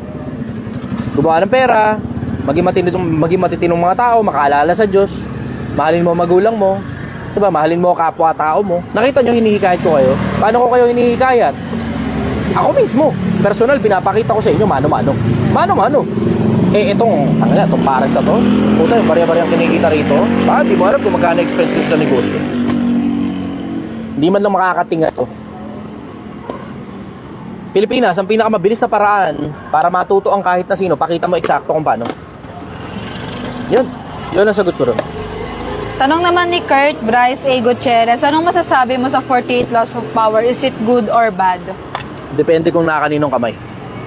Kasi lahat naman ng information, it can be used for good or for bad. Bahala ka na lang kung paano mo gagamitin. Yun ang sagot ko ron pansamantala. Hello, bossing. Ano maipapayo mo sa nagsisimulang clothing business? Maraming salamat and God bless. Take out po ito na tama? Hindi ako masyado magaling sa clothing business eh. I will say, kung halimbawa ako babanat ng clothing business ang babanat ko dyan, kailangan mo kasing makilala eh. You need that notoriety eh. Kailangan mo ng pagkakakilanlan, kailangan mo ng branding. Pag sinusuot ng mga sikat yung damit mo, o kahit papano kaya mong kumbinsihin ang publiko na sinusuot ng mga sikat yung damit mo, papaldo yung clothing business mo. So pwede mong padala ngayon o punta ka sa mga events, kung kanino mang events, ipasuot mo ron sa influencer, picturean mo siya sa nasuot yung clothing na ginawa mo, tapos tsaka mo ngayon i-post sa social media. Yun. Isa sa mga pinakamabibilis na paraan. Pasuot mo. Kasi, herd mentality eh. Nakakita ngayon ng isang pirasong sikat. Yung mga fans ng sikat na yon, merong possibility na baka 2% o 1% ng mga yon, yung mga fans nun, magsuot din ng katulad ng sinusuot ng fans nila. Merong possibility ganun. Hindi nyo alam, minsan panahon lumitaw ako sa internet na nakapolong itim ako. Hindi nyo napansin, ang daming nagpolong itim, tapos nagbe-message sa akin, ang dahilan daw kung bakit nakapolong itim, dahil idol na idol daw ako. Nagpagupit pa nga ng kaparehas ng gupit ko. Hindi ko naman sinasuggest sa mga tao yung ginaya lang nila. Ginaya lang naman nila yun eh. Isipin mo kung nagbukas ako ng sarili kong clothing line, ganun yung mangyayari. Yeah. Lagi kong suot yung sarili kong clothing line, Thank you tapos po. ako mismo personal na magpapasikat para may Thank isang you. piraso na influencer na sikat. Ako. Diba? Tapos, susunod nun, papasuot ko sa iba pang mga influencer para maraming influencer yung nagsusuot ng clothing ko. Yun ang babanat ko ron. Tapos Shopee at saka TikTok, dapat readily available sa halos lahat ng online platform para mabilis ang transaction. Sige, next question. Tanong ni Isaya Yangi, Mhm. Sir, tama lang po ba yung ginawa ni Carlos Yulo na na magtaas ng pride sa magulang niya? Hindi pagtataas ng pride yun, kinat niya yung magulang niya. Bakit niya kinat? Tangin na, lakas humarabas ng pera eh. Mhm. 'Di ba? Ginawa siyang insurance eh. Tapos kumakampi pa sa kalaban, 'di ba? Technically treason yung ginawa ng nanay niya sa kanya eh. 'Di ba? Pagtataksil yung ginawa ng nanay niya sa kanya eh. Ano yan? Betrayal yun eh, betrayal eh. Although hindi naman bansa si Yulo para treason, 'di ba? Pero ang ibig sabihin, betrayal yun, betrayal yung ginawa ng nanay niya sa kanya. Sa akin yung kakampi ka sa kalabang ko, kahit sino ka pa. Tuturing kitang kalabang ko, nakakampi ka sa kalabang ko. Ganun kasimple yun. Hindi naman kasi alam mo sa akin, simple lang ang konsepto. Hindi masyadong mabigat sa akin yung konsepto ng kadugo. Maliban na kung pinatutunayan mo, nakapamilya ka talaga. Ganun sa akin ang simpleng konsepto. Hindi mabigat sa akin ang konseptong kadugo. Maliban na kung pinatutunayan mo, nakapamilya ka talaga. Kasi ako, pinatunayan ko sa mga taong nakapaligid sa akin, pamilya talaga ako eh. Masyadong maraming dugo ang dumanak para lang mapatunayan ko na pamilya nila ako. Yun ang masasabi ko ron sa inyo. At maraming saksi niyan. Maraming saksi. Maraming nakakita na maraming dugo ang dumanak para lang mapatunayan ni Chichester na pamilya talaga nila ako. Ito lang si Kil eh. I agree. Sige, next question. Tanong naman po ito ni M.A. Chanveray. Ay, mali. Siya na rin pala. Ito, Kelly Monteros Dominguez. Ito maganda to, sandali. Good evening po. Hold mo muna yan, sandali. Nasa Bible po, honor your parents, di ba? Totoo, nasa Bible talaga, honor your parents. Yun yung nasa lumang tipan. Yeah. Pero ang nasa bagong tipan, ano sabi? Igalang ninyo ang inyong mga magulang sa Panginoon. Paano kung hindi sa Panginoon yung magulang mo? Di ba? Mga tamad na klase ng tao. Nakasulat sa Biblia, ang hindi nagkakandili ng sariling kanya, lalong masama kaysa hindi sumasampalataya. Mas masama pa sa demonyo yun pag hindi mo kinakandili sarili mong anak eh. Oh. Sige, nakasulat din naman sa Biblia yun eh, di ba? Alam niyo, kunin niyo kasi yung konteksto. Ibigin ninyo ang inyong mga magulang sa Panginoon. Yun ang nakasulat, magulang sa Panginoon. Hindi lang yun ama't ina. Kung yung lolo mo o lola mo, yun yung nag-aalaga sa'yo, yan ang magulang mo sa Panginoon. Ano ka? Kung inabandona ka ng nanay mo at ang nag-aalaga sa'yo, tsuhin at tsahin mo lang, yan ang magulang mo sa Panginoon. Kung namatay ang nanay at tatay mo at inaalaga ka ng total stranger, yan yung magulang mo sa Panginoon. Yan yun. Pero hindi automatic yun. Automatic kung sino naglabas sa'yo sa poke niya, yun na kagad, magulang sa Panginoon. Hindi ganun. Hindi ganun. Kunin nyo yung konteksto. Sige, next question. Tanong ni Kelly Monteros Dominguez. Tamo. Yung mga ganung bagay, Pilipinas, maririnig nyo ba yan sa mga ibang influencer ninyo? Ang maririnig nyo sa ibang influencer nyo, hindi, walang sinabi si God na huwag magparami ng asawa. Yan ang mga maririnig nyo sa mga influencer nyo, Pilipinas. Ingatan mo ang sarili mo sa mga pinakikinggan mo, Pilipinas. Siguraduhin mong yung mga pinakikinggan mo, totoo sinasabi sa'yo. Huwag ka nakikinig sa mga taong sinungaling. Pinasasama ang budhi mo, pinabobobo ka, pinatatanga ka dahil gustong makuha pera mo. Sige, next question. Ito, totoo na taga. Kelly Monteros Dominguez. Good evening po, Idol. Ask ko lang, anong masasabi mo sa monkeypox? Mauulit kaya ang lockdown way back 2020? Dapat ba mangambang sambayan ng Pilipinas? Salamat po. Hindi kasi ako alarmist. Ayoko lang ganung konsepto na parang ang dating conspiracy theory. Hindi ako interesado rin. Hindi ako alarmist. So, ganito na lang. Ito sasabihin ko sa inyo. Mag-ready kayo, Pilipinas. Mag-ready kayo. Bakit? Hindi mo naman kasi alam kung ano mangyayari. Pwede magkagera ang Pilipinas sa China, pwede magka-chicken pox, pwede magka-small pox, pwede magka-2 pox. Hindi mo alam kung ano mangyayari. Hindi mo alam kung ano mangyayari. So, alam mo, mas maigi, maging handa ka na lang sa lahat ng bagay. Kaya ka tignan mo, Project 1M, yung mga sumasabay dito, maintindihan ninyo, pag dumating yung panahon na nagka-problema yung bansa natin, pag sumabay ka sa Project 1M at nagkaroon ka talaga ng 1 milyon, tignan mo, hindi masyadong mabigat para sa pamilya mo. Yun ang simpleng konsepto. Pinapaghahanda ko kayo kung hindi nyo napapansin. Pinapaghahanda ko kayo sa darating na panahon. Kasi magkakaroon, brother, good evening. Kasi magkakaroon ng malalaking mga problema kung hindi pa ba naman obvious sa inyo, 'di ba? Siguro wala na, nakatakas na. Oo, sir. 'Di ba? Yung meme na nagkita sila ni Nakita daw sila ni Kibol. Putang ina. Gubo? Gubo? Kibs? Magkaganon yung kotse, magkaganon yung kotse ng dalawa tapos nagkatagpuan. Gubo? Kibs? Nakakatawa yun. Sige, next question. Tanong naman po ni Rico David. Gusto ko marinig mo, Rico David. Okay. Tanong niya, gusto ko marinig sagot mo, Idol. Isa to sa mga naitanong sa akin sa isang interview. Okay. Could you share a meaningful Bible quote that resonates with your personality? 4:7 na kawikan. Karunungan ay pinakapangulong bagay. Sa lahat ng pipiliin mo na. Sobrang importante sa akin ang karunungan. Mas importante sa akin ang karunungan kaysa sa kahit na anong iba pang bagay. Given the chance to choose between wisdom and all other things, including my life, I will choose wisdom. Karunungan na hindi napagtanto at hindi nakilala ng sanlibutan sapagkat kung nakilala sana nila, di ipinako sa krus ang Panginoon ng kaluwalhatian. Eh kung mamamatay ka kapalit ng isang karunungan, papayag ka? Karunungan galing sa Diyos, syempre. Karunungan galing sa tao. Anong pakinabang mo yun? Mamamatay ka. Diba? Karunungan galing sa Diyos. Doon tayo sa karunungan galing sa Diyos. Sige, go. Next question. Sarap pala nito. I'm sa'yo. So, siya naman, kumakain tayo. Eto, tanong ni Nix Jeremiah, Boss the Chichester Official, may maaabangan ba namin yung kahit konti na content malupito ng official dyan, Bossing? Tinatanong niyo kung magko-collab ba kami, gano'n ba? Parang gano'n. Hindi ko alam. Nakapakita kami nito nakaraan sa birthday ni Boss RDR. Magkausap din kami, magkakwentuhan kami ng kaperaso, pero hindi masyado. We don't have enough time para. Baka, di ko alam eh. Siguro, in the future, di naman natin masasabi kung ano ang ilalabas sa mga susunod na araw eh. Diba? Di natin masasabi kung ano ilalabas sa mga susunod na araw. Kung sakali man pumutok yung konsepto, at medyo, alam mo yun, diba, sumikat ng gusto, baka sakali magka-interest siya mag-collab kami. Eh, masikat siya kaysa sa akin eh. Ako, hindi naman ako importanteng tao eh. Ako lang naman sa The Chichester. So, isa lang pong basurero. Isang basurero, na nagtitinda sa kanto. Pero ano kotse mo sa STI? Huwag ka na maingay. Putakin naman eh. Huwag ka na maingay. Ati-ati lang. Basta basurero lang ako, ganun. Andal ako doon, sidecar, tricycle. Parang maganda ata yun. Huwag ka na maingay. Yung pulang kotse. Huwag ka na maingay. Ang iniming. Yung pulang kotse. Wala maingay. Maingay. Wala akong kotse. Wala. Mahirap lang ako. Motor-motor. Bulok-bulok. Sige, go. Nawala yung tanong. Wait lang po Mhm. Hindi na nagsuscroll. Ayan. Sabi ni Kayan Maui Baragdir, Good evening, Idol. Anong masasabi mo sa mga SK officials, bata pa lang pero natututo ng mangurap? Magulang eh. Magulang. Hindi naman yan basta na lang matututunan nila sa sarili nila. May nagturo dyan. 22:6 na kawikaan. Turuan mo ang bata sa daan na dapat niyang lakaran. Pagka siya tumanda, hindi niya iiwalayan. May nagturo dyan. Kaya tignan mo, bata pa lang, alam na kagad kung paano gagawin eh. Oo, magpaliga tayo. Overprice natin yung volleyball. Tangina.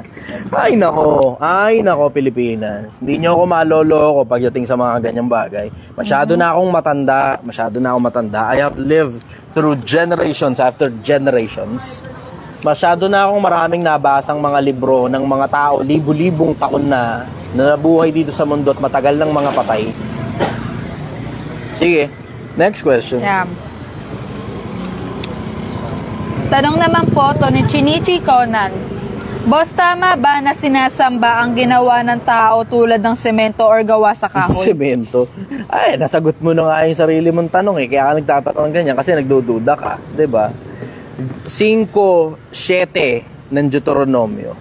Huwag kang gagawa para sa iyo ng larawang inanyuan. Kawangas ng anumang bagay na nasa itaas sa langit, nasa ibaba sa lupa, o nasa tubig sa ilalim ng lupa. Huwag mo yuyukuran sila o pagsisilbihan man, sapagkat akong Panginoon mong Diyos ay mapanibughuing Diyos na aking dinadalawang katampalasanan ng mga magulang sa mga anak sa 3 at sa 4 na salin na nangapopuot sa akin. Ikaw nga mismo nagdududa ka eh. Diba? Habakuk 2:18. Ano na napapakinabang niyaong malililok na gumagawa ng mga larawang inanyuan na nagtuturo ng kasinungalingan? Alam mong kasinungalingan yan eh. Diba? Gaano pa karaming talata sa Biblia ang kailangan ninyo, Pilipinas, para matuto kayo na ang larawan hindi sinasamba? Sabi nga kay Isaias eh. Diba? Mismo Diyos na nagsasabi. Ako ang Panginoon ng langit at lupa. Hindi ko ibibigay ang aking kaluwalhatian sa mga larawang inanyuan. Ayaw ng Diyos nun. Ayaw. Nagagalit nga ang Diyos kapag sumasamba ang tao sa larawan eh. Nakita niyo naman yung nangyari sa panahon ni Moises eh. Brother, good evening. Kamusta? Sipag talaga. Gaano kasipag yung barangay natin. Rorobing sila. 10 oras na ng gabi. Ikot-ikot sila. Hanap ng sakali mo may problema. Tutulong sila. Tamo? Sige, next question.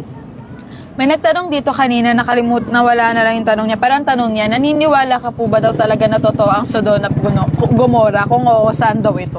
Meron ako mga nakitang research tungkol dyan sa Sodom at Gomorrah na merong malaking possibility, we're only talking about possibility, na nandun yan sa nandun yan sa ilalim nung, kalimutan ko tuloy. Nandun sa ilalim ng, anong tawag doon? Dead Sea. Dead Sea. Merong possibility na nasa ilalim yan ng Dead Sea. Ang problema kung bakit hindi kung bakit hindi ma-dive yung Dead Sea. Kasi napakaalat masyado. Masyadong mataas yung salinity level. Sinigang po. Na umaangat Sinigang yung na baka. umaangat lahat ng bagay na nilulubog doon. Pero nasubukan nilang Scanning po yan. yung pa ang problema nun. 100 po. With rice na po. Gusto siya po tikman. Okay na? Ang isa pang problema nun, yung Dead Sea nasa pagitan ng 3 bansa. Kung nasa pagitan ng 3 bansa, nahirapan ngayon silang magsikuha ng permit para i-excavate yun. So yun. Tignan nyo na lang, nasa YouTube yun. May mga documentaries tungkol dyan sa Sodom at Gomorrah at kung saan banda nandun yan. Kasi, alam mo, ang problema kasi natin yan, kaya mahirap na ngayon mahanap yung lugar na Sodom at Gomorrah.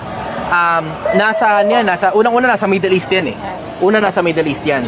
Pangalawa, masyado ng maraming digmaan na nangyari at masyado ng maraming pagkakahati-hati ng mga bansa na naunang mga bansa yung nangyari. Ngayon, hindi na ngayon magkaintindihan tungkol doon sa mga boundaries at saka mga borderlines. Sobrang dami nang nangyari. Nagkakubguban ng bansa sa kung saan man, tapos nakubkub uli ng kabilang bansa, tapos kabilang bansa naman, tapos kabilang bansa na naman. So ngayon, na nangyari? Gumulo na ngayon ng mapa. Yung mapa ngayon, hindi yan yung mapa dati. Yung mapa ngayon, bago lang yan. Yung pagkakahiwa-hiwalay ng mga bansa, bago lang yan. Sa Sodom and Gomorrah. Oo, kasi sinabi ng Diyos yun. Nasa Biblia yun. Nasa Quran din yun. Sige, next question. May nagtanong dito, sir. Tanong Sige. ni Limuel. Ang tanong niya, bakit daw nasa dictionary sa internet daw yung apelyido mo? Nawala kasi yung tanong, ba't daw nasa internet yung apelyido mo, sir? Membro ka daw po ba ng gang? Limuel. No comment. Sorry. No comment. Sige, next question.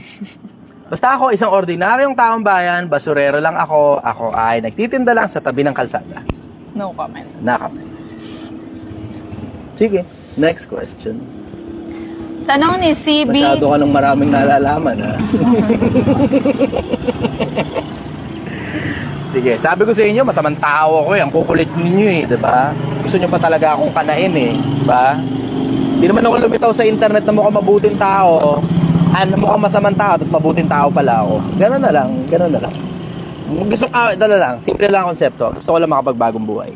Ang gusto ko lang, mabigyan ako ng pagkakataon sa kabilang buhay. Baka sakaling tanggapin ako ng Diyos.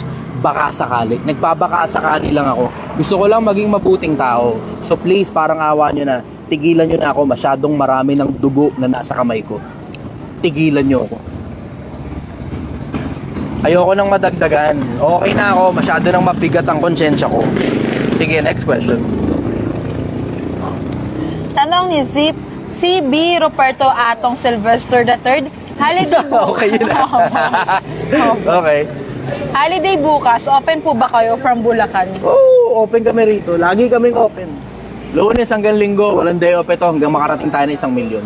The only time na magsasarado kami is kapag parehas kami ni Gail na hindi, pag ako pala hindi available kasi meron akong kailangan gawin na sobrang importante. Pero so far, wala namang sobrang, nauusog ko lahat ng schedule ko eh. Malaya ang umaga ko. Nauusog ko ang mga schedule ko. Malaya ang umaga ko, kahit paano may konting kalayaan ako sa tanghalian. Pero pagdating ng hapon, kailangan nandito na ako, makabalik na ako agad asap. Inireserba ko na yung gabi ko para sa inyo, Pilipinas. Inireserba ko ang mga gabi ko para sa inyo. Sige, go. Next question. Ito sir, tanong po ni Rostom Murillo, may plano po bang magdagdag ng branch para mapabilis ang 1M? Ang plano pansamantala, siguro baka magkaroon din branch eventually. Pero hindi yun ang target eh. Ang target stability. Maging stable muna. Hindi nagpaparami, hindi automatic makakapagparami ng pera yung pagkakaroon ng branch eh. Pagka hindi stable yung una mo, yun ang pinakamabilis na paraan para yung pangalawa mo hindi rin stable. Tapos po pangatlo ka pa. Yun ngayon ang pinakamabilis na paraan para ubusin mo ngayon lahat ng pera mo. Imbes kumita ka, malulugi ka dyan.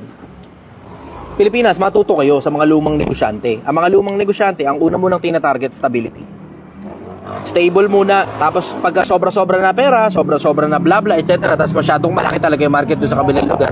Tsaka pa lang ngayon sila nag-branch out. Matuto ka sa mga lumang negosyante. Ako, doon lang naman ako natuto sa mga lumang negosyante. Sige, next question. Tanong naman po ito ni Alvin Contreras. Mag-Wikipedia tungkol sa akin. Meron na. Yeah. Tanong ni Alvin Contreras, open pa po ba yung matitikas na taga-Antipolo na GC na po? Gusto ko pong pumasok. Pasunod na yung Antipolo. Pasunod na yung Antipolo. Abangan nyo. May inaasikaso lang ako ngayon dito sa Angono. Ini-stabilize ko lang. Angono po pala, di pala Antipolo. Angono? Kung open pa daw po. Open pa tayo ngayon? Mag-open pa tayo? Angono? Hindi, sa ano natin? Huwag mo na. Sige. Stabilize muna natin. Stabilize muna. Pag na-stabilize natin, tsaka kami magpapatawag ulit. Abang ka lang. Bagal mo kasi. Sige, next question. Tanong ni Jo Marie Diaz. Idol, hanggang anong oras po kayo pupunta po ako? Sana makaabot ako. Anong oras na ba? Hanggang alas 2 kami rito. Sa kalahating oras pa. Tara, diretso ka na rito. Sige, go. Next question. Kaya, puro shoutout ito eh. Tanong ni Remon Amigos Marang. Question po, good morning po brother. Ano pong pangunahing karakteristik ng isang tao na nararapat pakisamahan kahit pa sa mahabang panahon? Hindi ka kasi makakaasa dun eh.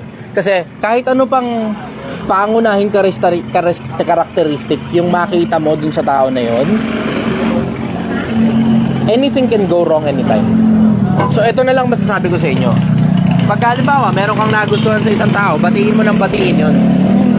Para tuloy-tuloy ngayon, hindi lang yung tao yung babatiin mo, pati yung mismong trait na nagustuhan mo sa kanya. Pati mismong trait. Katulad nun, di ba sinasabi ko sa inyo, di ba? Tungkol kay Raymond de los Reyes na nakakaalala. Laging nakakaalala kahit wala siyang kailangan. Di ba? Ngayon, gusto ko yun eh. Gusto ko yun na nakakaalala sa akin kahit walang kailangan. So ngayon, lagi kong binabati yun para lagi niyang maalala na isa sa mga bagay na pinakapaborito ko talaga sa mga tao, yung nakakaalala sa akin kahit walang kailangan. Kasi ako, ganun din naman ako, nakakaalala rin naman ako kahit walang kailangan eh. Isa sa mga pinakagusto kong trait ng tao yun. Isa yun sa mga pinakagusto ko. Pero hindi lang yun kasi ang tinitignan ko eh. Hindi nga yun ang number one eh. Hindi yun ang number one eh.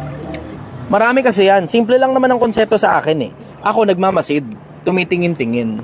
Pero I always keep my guard up. Kasi kahit ano pang makita mo, kahit ano pang sabihin ko sa'yo na unang trait na hanapin mo sa tao, sabihin mo, halimbawa, maka-Diyos, di ba? Nakita mo nga yung trait na yun. Nakita mo yun 3 years, 4 years ago. Ang daming pwedeng mangyari. Pwedeng ngayon, si Raulo na yung tao eh. Di ba? Kasi ako, ito napapansin ko ito napapansin ko rin. Ito makakatulong to sa'yo, brother. Pakinggan mo to.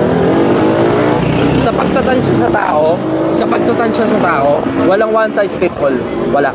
Ito mapapansin mo, pattern. Pattern. Yung una na nasa iyo loyalty, susunod niyan, malikot na mata. Doon mo muna makikita. Nasa iyo loyalty, nakikinig ng gusto, interesado talaga sa iyo. Nakita mo yon for the past 1-2 years. Tapos, minsan panahon lumilikot na mata.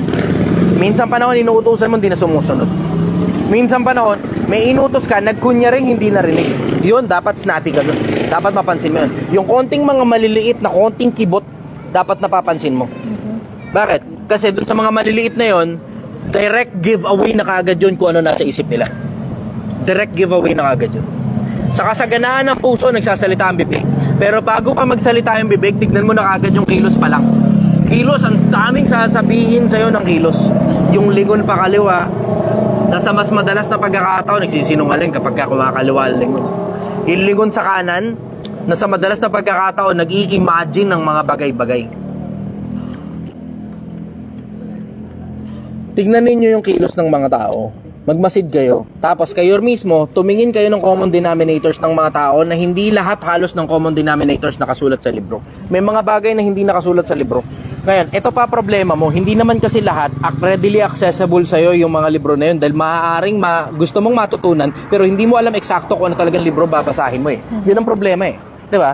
Mayroon ng mga nagsulat ng mga libro na mga magagaling na mga tao at mga malulupit na mga tao na naghanap ng trait sa mga tao kung ano ba dapat ang hinahanap mo sa mga tao. Ito ang problema. Hindi mo alam kung sino sumulat, hindi mo rin alam kung ano pangalan ng libro.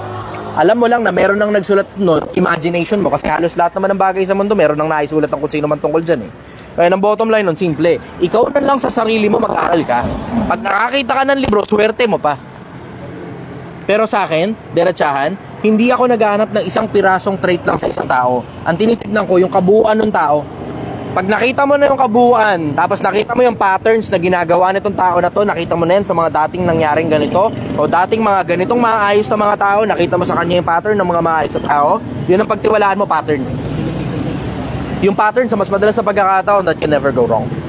Merong sinusunod na patterns ang universo. This goes in general, sa buong universe. May sinusunod na patterns.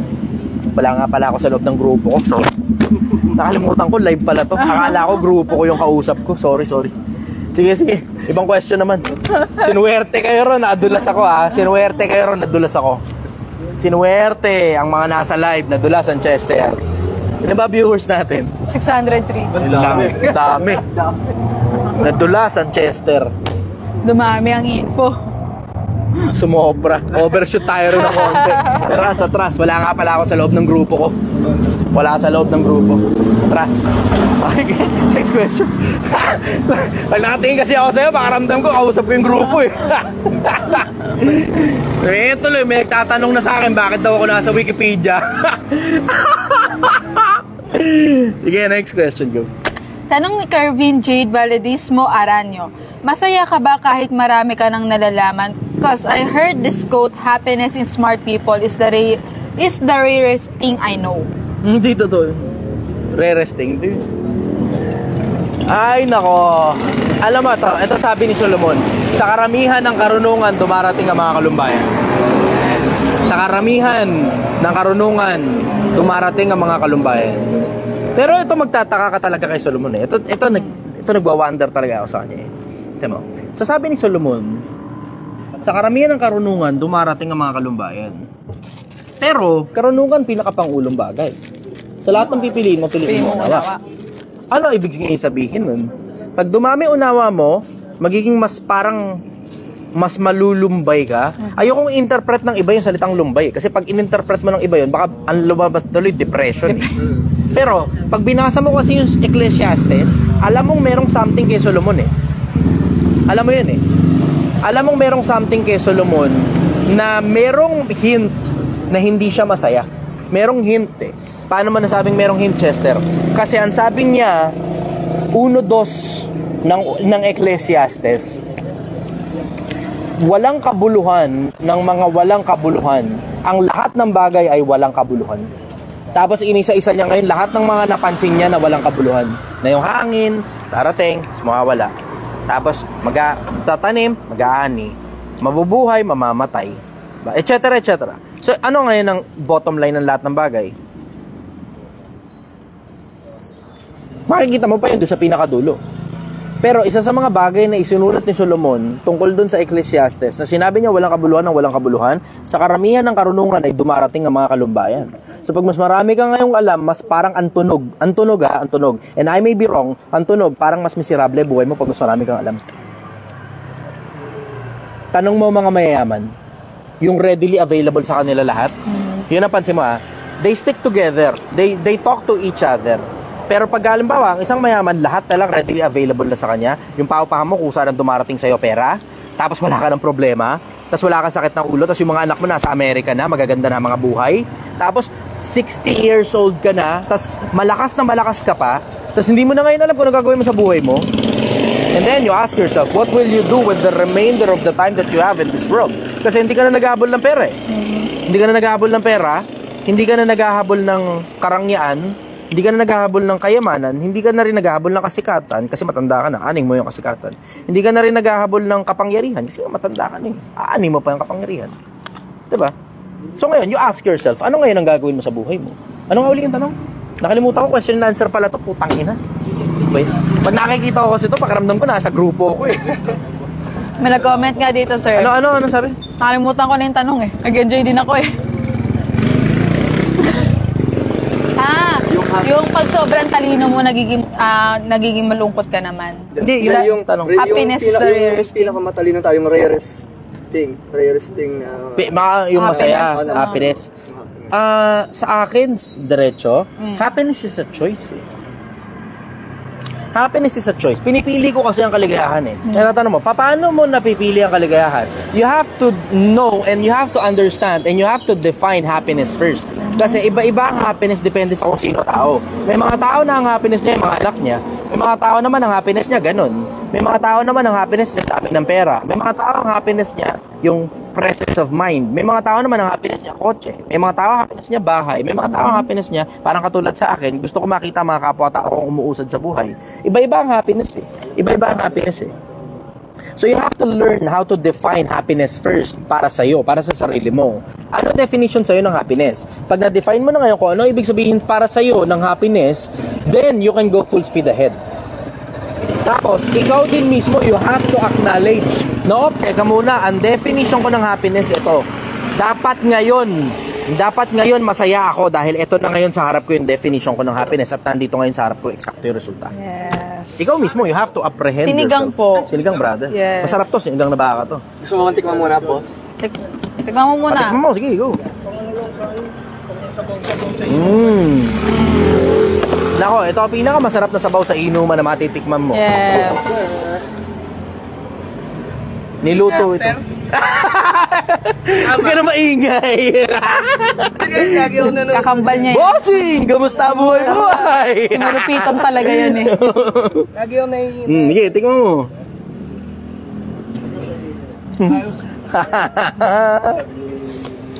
Isa po. Magkano po? 100 with rice po. 90 pesos lang. po. Nasunok pa. Ano, G. Chester?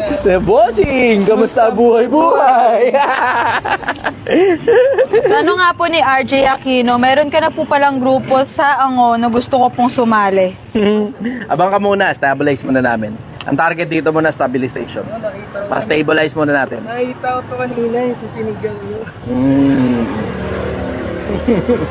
Buti nakarating ka, nakabisita ka. Hindi dumaan na ako dito. Sabi ko naghanap ako sa anong bakit. Napadaan ka lang. Kita mo, Pilipinas. May mga iba kasi nagsasabi, kaya may kailangan bibili sa'yo kasi kilala ka. Hindi, may mga bumibili nga rito, hindi nga ako kilala.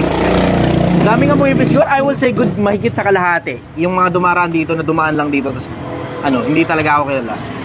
Naghahanap lang talaga ng makakain sa madaling araw. Mahirap maghanap ng makakain, probinsya to eh. Probinsya eh. Okay, ako muna babasa. How to build network po business-wise. How to build, ito maganda oh. How to build a network po business-wise. Photographer po kasi ako and struggling to make network. Ang pinakamabilis na paraan para makakuha ng network, makipagkilala ka sa mga tao. There's no other way. Pupunta ka sa mga events, makikipagkilala ka, makikipagkwentuhan ka, tapos i-video call mo na.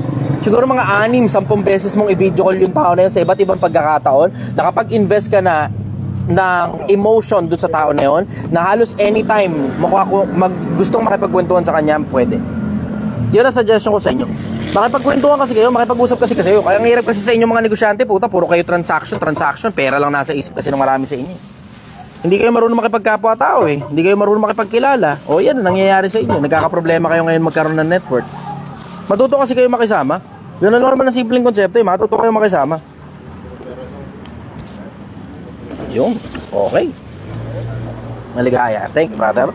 Sila, may sila. May sili dyan. Taas may patis din. Pero baka hindi mo na kailanganin. Tachi kayo? Teka lang, pagtatapos na muna ako ng live. Pagpuntungan tayo ng kapiraso. 1 hour ka rin naman na po eh. Nakaisang oras na ako. Oo, 1 hour 80 Okay, sige. minutes. Ano muna ako? Saglit lang muna ako, Pilipinas. May pagkuntuhan muna ako sa mga tropa natin. Maraming salamat. Mahal na mahal ko kayo. Okay, ikaw na muna puminto doon. Wait lang.